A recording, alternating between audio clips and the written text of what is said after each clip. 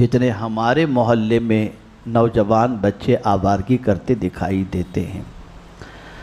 اب یہاں اگر کوئی بندہ یہ محسوس کرے کہ میرا بچہ تو گھر میں ہے، میرا بچہ تو سیف ہے، میرا بچہ تو کوئی آوارگی میں نہیں، تو میں یہاں آپ کو ایک عظیم واقعے کے ذریعے سبق سکھانا چاہوں گا تاکہ آپ اور ہم اس چیز کو محسوس کر سکیں کہ جب برائی کسی ایک فرد کے اندر پیدا ہوتی ہے اور اگر اسے نہ روکا جائے تو وہی ایک فرد کئی افراد کو اپنی برائی کے اندر لے کر پورے معاشرے کو ڈبوتا نظر آتا ہے اور برباد کرتا نظر آتا ہے۔ جیسا کہ عام طور پر مثل مشہور ہے کہ سمندر کی ایک مچھلی اگر خراب ہے تو سارا سمندر خراب کر دیتی ہے۔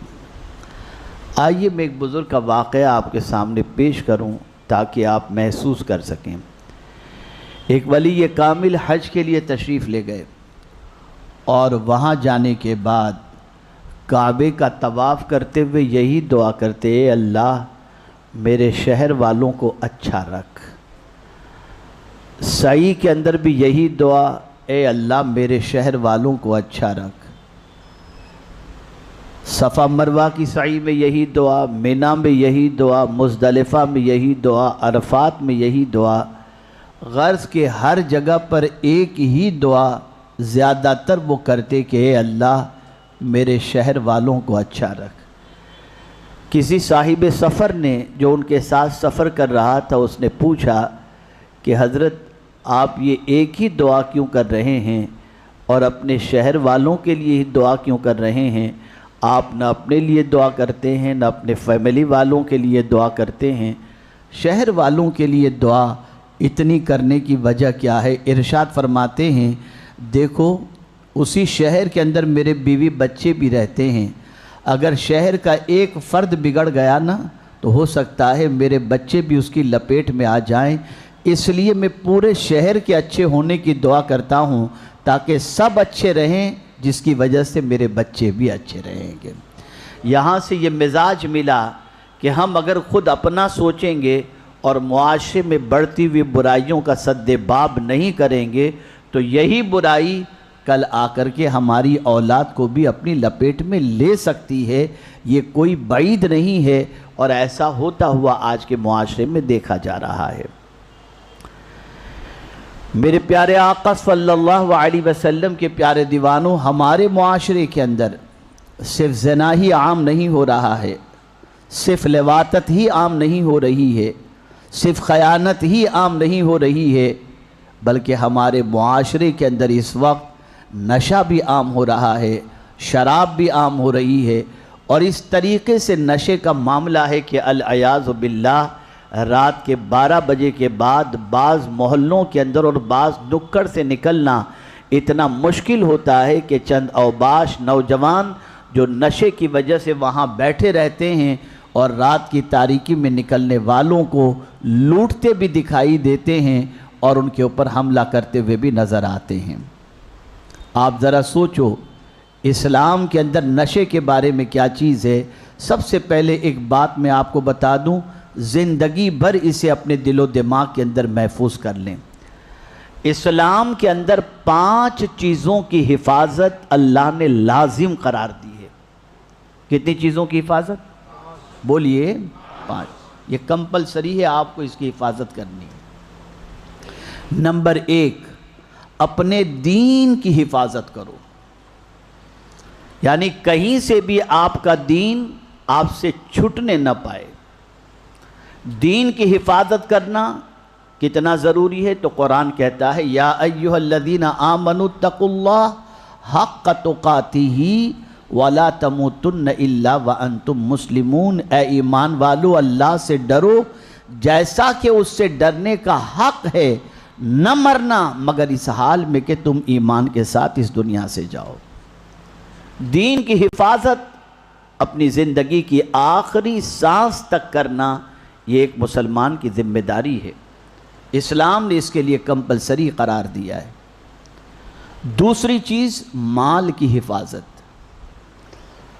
شریعت اسلامیہ کے اندر ایک بندے کے لیے ضروری ہے کہ وہ اپنے مال کی حفاظت کرے۔ مال ضائع ہونے نہ پائے، مال برباد ہونے نہ پائے، اسی لیے قرآن مقدس میں اللہ عز و جل نے ایسا بچہ جو خود کا بچہ ہے، خود کا بیٹا ہے لیکن کم عقل ہے، کاروبار کرنے کی صلاحیت نہیں ہے، بے وقوف ٹائپ کا ہے، قرآن نے اس کو بھی اپنی دولت تجارت کے لیے دینے سے منع فرمایا ہے۔ مال کی حفاظت بہت ضروری ہے۔ میرے پیارے آقا صلی اللہ علیہ وسلم کے پیارے دیوانوں، یہ تو سب جانتے ہیں کہ مال کی حفاظت ضروری ہے۔ لاکر بھی رکھیں گے، بینک میں بھی رکھیں گے، پیسے کو رکھیں گے تو اچھی طریقے سے جہاں ہوگا اسے تالا بھی لگائیں گے، تالے پہ تالا بھی لگائیں گے۔ مال کی حفاظت کا کسی حد تک انسان خیال کرتا ہوا دکھائی دیتا ہے، لیکن اتنی ہی حفاظت کا خیال دین کے سلسلے میں کرتا ہوا نظر نہیں آتا۔ تیسری چیز، جان کی حفاظت۔ کہیں سے بھی کوئی ایسی غذا جو آپ کی جان کو ہلاک کر دے، قرآن نے ایسی غذا کے کھانے سے منع فرمایا۔ اسی لیے قرآن کہتا ہے وَلَا تُلْقُوا بِأَيْدِيكُمْ إِلَى التَّهْلُكَةِ، اپنے ہاتھوں سے اپنی جان کو ہلاکت میں نہ ڈالو، یعنی ایسی غذائیں استعمال نہ کرو جس کی وجہ سے تمہاری جان ہلاکت کے اندر پڑ جائے۔ اور اسی کے ساتھ چوتھی چیز جس کی حفاظت اسلام نے ضروری قرار دی وہ ہے عزت۔ اپنی عزت کی حفاظت کرو۔ اسی لیے پروردگار جل جلالہ نے ان عورتوں کو صالحات اور نیک عورتوں میں شمار فرمایا، فالصالحات قانتات حافظات للغیب بما حفظ اللہ۔ وہ نیک عورتیں ہیں جو اپنے شوہر کے ایبسنٹ کے اندر، غیر موجودگی کے اندر اس کی عزت کی حفاظت کرتے ہیں۔ مطلب عورت اس کی عزت ہے، وہ عورت عزت والی ہے، نیک ہے، جو اپنے شوہر کی غیر موجودگی میں اپنی آبرو پر کسی کو ہاتھ ڈالنے نہیں دیتی۔ اور اسی طریقے سے انسان کو کسی ایسی جگہ پر جانا بھی نہیں چاہیے جہاں اس کی عزت چلی جائے، ایسا کوئی کام کرنا بھی نہیں چاہیے جس سے اس کی عزت چلی جائے، ایسی گھٹیا حرکت نہیں کرنی چاہیے جس سے اس کی عزت چلی جائے، اس لیے کہ عزت اللہ عز و جل نے فرمایا وَلِلَّهِ الْعِزَّةُ وَلِرَسُولِهِ وَلِلْمُؤْمِنِينَ، عزت تو اللہ کے لیے ہے، اس کے رسول کے لیے ہے اور مومنین کے لیے ہے۔ مومنین کی عزت، اللہ اکبر، اللہ کے رسول صلی اللہ علیہ وسلم کعبۃ اللہ شریف کو دیکھ کر کعبہ شریف سے خطاب کر رہے ہیں، اے کعبہ تیری عزت بہت بڑی ہے، تیرا مقام بہت بڑا ہے، لیکن اے کعبہ سن لے، اللہ کے نزدیک ایک مومن کی عزت تجھ سے بھی زیادہ ہے۔ اور اسی لیے حدیث مبارکہ میں ہے، اللہ اکبر، اگر کسی مسلمان کی عزت جا رہی ہو اور کوئی دوسرا مسلمان اس کی عزت کو بچانے کی کوشش کرے، اللہ عز و جل اس کے لیے پل صراط پر چلنا آسان کر دے گا۔ اللہ کے رسول صلی اللہ علیہ وسلم نے میدان عرفات میں اعلان کیا کہ آج جس طریقے سے یہ دن حرمت والا ہے، اسی طریقے سے آج ایک مومن پر دوسرے مومن کی جان، مال اور عزت، میں ان تینوں چیزوں کو حرام کرتا ہوں۔ کوئی مومن کسی مومن کے مال پر ہاتھ نہ ڈالے، جان پر ہاتھ نہ ڈالے اور عزت پر ہاتھ نہ ڈالے۔ یہ ہے مومن کی عزت۔ عزت کی حفاظت بہت ضروری ہے، عزت کا خیال کرنا بے پناہ ضروری ہے، اس لیے کہ میرے پیارے آقا صلی اللہ تعالی علیہ وسلم کے پیارے دیوانوں، اللہ عز و جل نے اس کی حفاظت کے حوالے سے تاکید فرمائی۔ اور پانچویں چیز ہے عقل، عقل کی حفاظت۔ ہر وہ کھانا، ہر وہ پینا جس سے انسان کی عقل چلی جاتی ہو یا انسان کی عقل پر پردہ پڑ جاتا ہو، اسلام نے اس سے روکا ہے، اسلام نے اس سے منع فرمایا ہے۔ ایسی چیزوں کا استعمال نہ کیا جائے، ایسی چیزوں کو نہ کھایا جائے۔ شراب اور نشہ کیا ہے؟ انسان کی عقل پر پردہ ڈال دیتا ہے، انسان کی عقل کے اوپر اس طریقے سے نشے کا غلبہ ہوتا ہے کہ انسان یہ تمیز نہیں کر پاتا کہ میرے سامنے کھڑی ہوئی میری بیٹی ہے، بہن ہے، بھائی ہے، باپ ہے یا ماں ہے، وہ نشے کی حالت میں کچھ بھی کرتا ہوا نظر آتا ہے۔ یہ نشہ ہی ہے جس کی وجہ سے اللہ عز و جل نے قرآن مقدس میں فرمایا یا ایھا الذین آمنوا لا تقربوا الصلاۃ وانتم سکارا، اے ایمان والو نماز کے قریب بھی مت ہونا اگر تم نشے کی حالت میں ہو تو۔ نشے کی حالت میں نماز نہیں پڑھ سکتے، اس لیے کہ نشے کی حالت میں انسان اگر نماز ادا کر رہا ہے تو کچھ پڑھنے کی جگہ پر کچھ پڑھے گا، ایمان بھی چلا جائے گا۔ آج میں آپ کو بتانا چاہوں گا کہ میرے پیارے آقا صلی اللہ علیہ وسلم کے پیارے دیوانوں، منشیات کا زہر ہمارے معاشرے کے اندر کس طریقے سے داخل ہو چکا ہے، اور آج ہماری قوم کے 15 17 18 سال کے نوجوان ڈرگ سپلائر بن چکے ہیں، ڈرگی بن چکے ہیں، اور انسٹالمنٹ کے اندر ان کی زندگیاں تباہ ہو رہی۔ کل میں ایک ڈاکٹر کے پاس موجود تھا، انہوں نے ایک شریف باپ کے بیٹے کا ذکر کیا، اور انہوں نے ذکر کرتے ہوئے کہا حضرت وہ 5 وقتہ نمازی، اتنا شریف باپ، لیکن آپ کے علاقے میں وہ رہتا ہے، اتفاق سے کچھ دوستوں کی سنگت تھوڑی سی نصیب ہو گئی اسے، اور ان دوستوں کی وجہ سے انہوں نے پتہ نہیں کیا پلا دیا، کس چیز کے اندر ملا کر اب وہ اس کا عادی بن گیا۔ اور اس کا عادی بننے کے بعد ماں اپنے بچے کو بچاتی رہی، کوشش کرتی رہی چھوٹ جائے، لیکن بچے کی تڑپتی ہوئی زندگی کو دیکھ کر ماں نے چپکے سے زیور بیچ کر بچے کی خواہش پوری کی، بہت کوشش کی، بچے نے وعدہ کیا لیکن نہیں سنبھلا، یہاں تک کہ آخر میں جا کر یہی بچہ ڈیلر بن گیا، اور اس کے بعد یہاں کی ڈرگ وہاں سپلائی کرنا، وہاں کی ڈرگ یہاں سپلائی کرنا، یہ ہمارے معاشرے میں ہو رہا ہے۔ اگر ہم سوچیں کہ ہمارے بچے اس کے اندر محفوظ ہیں، ہمارے بچے تو اس میں نہیں، تو یاد رکھیں صحبت کا اثر پڑتا ہے۔ کب نہ جانے کوئی ہمارے بچے کو، اللہ سب کے بچوں کی حفاظت فرمائے، اللہ نہ کرے کسی کے بچے کو اس کا عادی بنا دیا جائے جس کی وجہ سے وہ بچہ تباہی اور بربادی کے دہانے پر پہنچ جائے۔ حالات بڑے گمبھیر ہیں، اور یہ نہ سمجھنا کہ صرف ہمارے محلے ہی کی بات ہے۔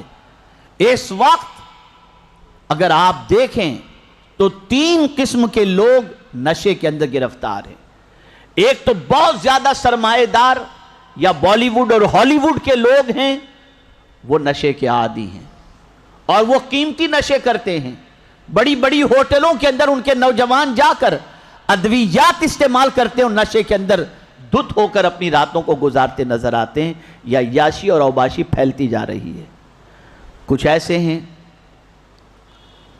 جو ٹینشن میں ہوتے ہیں اور نشہ کرتے ہیں اپنے ٹینشن کو دور کرنے کے لیے، اور کچھ ایسے ہیں جو غربت کی چکی میں پیسے جا رہے ہیں، اور ان کو ایزی منی کی لالچ دے کر ان کو نشے کی عادت بنائی جاتی، نشے کا عادی بنایا جاتا ہے، اور نشے کا کاروبار کرنے پر انہیں آمادہ کیا جاتا ہے۔ میں سب کے لیے نصیحت پیش کروں گا، سب کے لیے ایک پیغام پیش کروں گا۔ آج اس موضوع کو لینے کی وجہ سب سے بڑی یہ ہے، ہماری جماعت کے عظیم عالم دین جن کی خدمات کا دائرہ کم و بیش 40 سال تک کا، بلکہ 50 سال تک اس شہر پر محیط ہے، جنہوں نے اپنوں پرایوں کی اتنی خدمت کی جس کی کوئی انتہا نہیں، حضور اشرف العلماء علیہ الرحمت والرضوان۔ میں جانتا ہوں ان کی زندگی کو، الحمدللہ میری زندگی میں اگر صاحب ترتیب یعنی جس کی ایک نماز بھی قضا نہ ہوئی ہو، اگر میں اس کے بارے میں جانتا ہوں تو واحد حضور اشرف العلماء کی ذات ہے جن کی زندگی کی ایک نماز کبھی قضا نہیں ہوئی تھی۔ وہ صاحب ترتیب تھے، جو خود انہوں نے مجھ سے فرمایا تھا۔ ان کے بیٹے حضرت سید خالد اشرف کے ساتھ کچھ نادان لوگوں نے جو حرکت کی، جسے آپ نے سوشل میڈیا پر دیکھا، کیوں؟ یہ حرکت کرنے والے نشے میں تھے، یہ حرکت کرنے والے اتنا بڑا جرم کر چکے جس کی بنیاد پر انہوں نے اپنی دنیا بھی برباد کی اور اپنی آخرت بھی برباد کی۔ میں ان سے کہوں گا کہ کیوں یہ ساری چیزیں کرتے ہو؟ وہ لوگ جو عیاشی کی زندگی گزارنے کے لیے نشے کا کاروبار کرتے ہیں، وہ مسلمانوں کے بچوں کی دنیا آخرت دونوں برباد کرتے ہیں اور انسٹالمنٹ کے اندر ان کی زندگی کو موت کے دانے پر پہنچاتے ہیں۔ یاد رکھیں سرکار صلی اللہ علیہ وسلم نے اپنے چہیتے چچا سیدنا امیر حمزہ رضی اللہ تعالی عنہ کے قاتل کے لیے بھی سرکار نے لعنت نہیں فرمائی، لیکن نشہ کرنے والے، نشے کا کاروبار کرنے والے، نشے کا سامان بیچنے والے، نشے کے لیے پیالے فراہم کرنے والے، ان ساروں پر میرے مصطفیٰ نے لعنت فرمائی ہے۔ اپنے چچا کے بیٹے کے اپنے چچا کے قاتل پر بھی حضور نے لعنت نہیں فرمائی، لیکن منشیات کا یہ کاروبار کرنے والے اور اس کا سپورٹ کرنے والوں پر مدینے کے تاجدار صلی اللہ علیہ وسلم نے لعنت فرمائی۔ میں ان نوجوانوں سے کہوں گا، یہ کاروبار کرنے والوں سے کہوں گا، مت کرو یہ سب۔ زندگی کب تک ہے؟ کتنے دنوں تک ہے؟ کب تک جیو گے اور عیش کرو گے؟ ایک دن خدا کی بارگاہ میں حاضر ہونا ہے۔ سچے دل سے توبہ کر لو، اللہ کی بارگاہ میں معافی مانگ لو، چھوڑ دو۔ میں ایسے شخص کو جانتا ہوں، تحدیث نعمت کی خاطر کہتا ہوں، انگلینڈ کے اندر ایک نوجوان نشے کا عادی تھا۔ ہمارے ایک مبلغ کا کام ہی تھا کونسلنگ کرنا اور منشیات کے عادی کو پکڑ کر سمجھانا اور اس کی زندگی کو سنوارنا، اور اس کو سنوارنے کے لیے اور عادت نکالنے کے لیے وہ اسے لے کر قبرستان جاتا، اسے موت یاد دلاتا، اسے قبر یاد دلاتا۔ اس طریقے سے وہ نشے کے اندر زندگی گزارنے والا توبہ بھی کر لیتا، اچھا سرکل مل جاتا جس سے وہ سیدھے راستے پر آ جاتا۔ آپ کو معلوم ہے ایک بچے پر محنت کی گئی، اس بچے نے ڈرگ سپلائی کا کام شروع کر دیا تھا، وہ بند کیا۔ ڈرگ لینا شروع کیا تھا، ڈرگ لیتا تھا، وہ بھی اس نے بند کر دیا۔ یہاں تک کہ جب نشے کا عادی تھا لوگ اپنے بچے کو اس سے بچاتے تھے، لیکن جب وہ توبہ کر کے صف اول میں نماز کا پابند بن گیا تو ہر شخص یہ چاہتا تھا میرا بچہ بھی اسی طرح کے صف اول کی نماز کا پابند بن جائے۔ بدلو اپنے معاشرے کو۔ میں 5 چیزیں علاج کے طور پر بتا دوں جسے میں نے خود ترتیب دیا ہے ایک کتاب کے اندر۔ میں وہ 5 چیزیں آپ کو بتا دوں۔ ہمیں یہ پتہ لگانا ہوگا کہ انسان نشے میں کیوں گرفتار ہوتا ہے۔ پہلی چیز ہے ڈپریشن، کوئی ٹینشن ہے، ماں باپ کا جھگڑا ہے۔ ہمارے یہاں تو اللہ رحم و کرم فرمائے، میں کیا بتاؤں، کتنی وقت اتنا نہیں کہ میں اس پر تفصیلی گفتگو کر سکوں۔ ماں باپ جھگڑتے رہتے ہیں، گالی گلوچ، یہ ساری چیزیں۔ اور اب تو حال یہ ہے، میں بڑی معذرت کے ساتھ عرض کرتا ہوں، برا لگے تو مجھے معاف کر دیجئے گا، ایسے بے غیرت شوہر کو میں جانتا ہوں جو اپنی بیویوں سے کہتے ہیں جا تو جو کرنا ہے کر لے، میرے لیے کھانے پینے کا انتظام کر۔ اپنی بیوی کو آوارگی کے لیے بیچتے، اس کی کمائی پر اپنی زندگی گزارتے ہیں۔ ایسے بھی لوگ موجود اور بے غیرت موجود ہیں۔ تو ڈپریشن کی وجہ سے انسان نشے میں جاتا ہے، اس کا علاج قرآن نے بتایا، لا تقنطوا من رحمت اللہ، اللہ کی رحمت سے نا امید مت ہو، ہمت باندھو، ڈپریشن سے نکلو، اللہ کی کتاب کی تلاوت کرو، نماز کے پابند بن جاؤ، انشاءاللہ تمہارا ڈپریشن دور بھی ہوگا اور روزی بھی تمہیں نصیب ہوگی۔ بری صحبت کی بنیاد پر انسان نشے کا عادی ہوتا ہے، تو اللہ عز و جل نے فرمایا یا ایھا الذین آمنوا اتقوا اللہ وکونوا مع الصادقین، اے ایمان والو اللہ سے ڈرو اور سچوں کے ساتھ ہو جاؤ۔ اچھی صحبت اختیار کرو، نشے کی عادت نہیں پڑے گی، درود شریف کی عادت پڑ جائے گی، تلاوت کی عادت پڑ جائے گی۔ تیسری چیز، کاروبار، محبت یا مقصد میں ناکامی۔ انسان کوئی کاروبار کرتا ہے کامیاب نہیں ہوتا، کسی لڑکی سے محبت ہو گئی ناکام ہو گیا، اسکول میں پڑھ رہا تھا فیل ہو گیا، ڈپریشن کا شکار ہوا، اور اس کی وجہ سے اپنا ڈپریشن مٹانے کے لیے وہ نشے کی طرف چلا گیا، تو قرآن اس کا علاج دیتا ہے وَأُفَوِّضُ أَمْرِي إِلَى اللَّهِ إِنَّ اللَّهَ بَصِيرٌ بِالْعِبَادِ، میں نے اپنا کام میرے رب کے حوالے کر دیا۔ سونپ دو اپنے کام کو اپنے رب کے حوالے، میرا پروردگار اپنے بندوں کو دیکھنے والا ہے اور اس کے کام کو بنانے والا ہے۔ چوتھی چیز، ناانصافی۔ اگر کسی کے ساتھ ناانصافی ہو جاتی ہے تب بھی وہ ڈرگز کی طرف اور نشے کی طرف بڑھتا ہے، تو قرآن مقدس نے اس کا علاج بتایا، ان اللہ یحب المقسطین۔ کبھی بھی سوسائٹی کے جو ذمہ دار ہوں، گھر کے جو بڑے ہوں، وہ کسی کے ساتھ ناانصافی نہ کریں، اللہ انصاف کرنے والے سے محبت فرماتا ہے۔ اور 5ویں چیز، شوقیہ۔ انسان شوق کے ساتھ نشے میں رہ کر کے مست رہنے کے لیے انسان نشے کا عادی بنتا ہے۔ قرآن مقدس میں اللہ عز